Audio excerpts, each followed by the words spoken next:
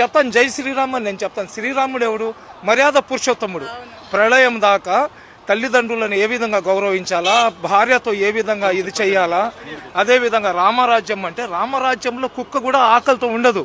రామరాజ్యంలో ఇళ్లకు తలుపులు వేయరు, మహిళలకు పూర్తి రక్షణ, తప్పు చేసేవాడే ఉన్నాడు, దాన్ని రామరాజ్యం అంటారు. శ్రీరామచంద్రుడు కేవలం హిందువులకే కాదు, వాళ్ళ పేటెంట్ కాదు. శ్రీరామచంద్రుడు సృష్టిలో ఉన్న ప్రతి ఒక్కరికి ఆరాధించదగ్గ వ్యక్తి అతను.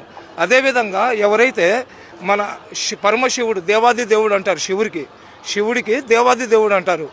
రాక్షసులకు అదేవిధంగా దేవుళ్లకు యుద్ధం జరిగినప్పుడు రాక్షసుల వైపు అమృతము, అదేవిధంగా దేవుళ్ల వైపు విషం వచ్చినప్పుడు ఆ విషాన్ని అతను తాగేసి రాక్షసులను సంహరించి అమృతాన్ని దేవుళ్ళకి ఇచ్చినాడు. కాబట్టి అతనికి దేవుళ్లకు దేవుడు దేవాది దేవుడు అంటారు. పరమశివుడు కూడా తపస్సు చేస్తాడు. అతను తపస్సు ఎవరికి చేస్తాడు?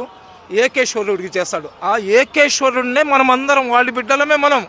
మేము అల్లా అంటున్నాం, వాళ్ళు దేవుడు అంటున్నారు. శివుడికి భోలాశంకరుడు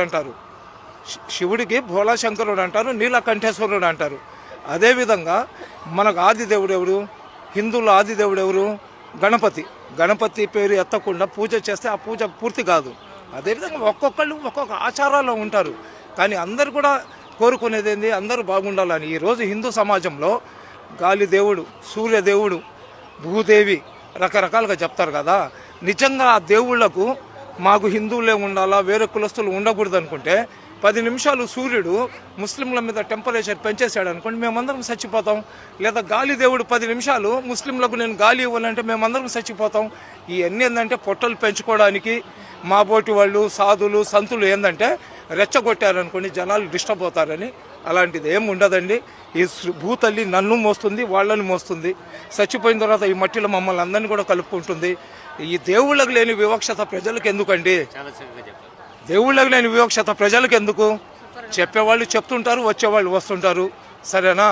అందరూ బాగుండాలా, అందులో మేము ఉండాలా. నా రాష్ట్రం సస్యశ్యామలంగా ఉండాలా, నా దేశం ప్రపంచంలో ఉన్నతమైన స్థానంలో ఉండాలా.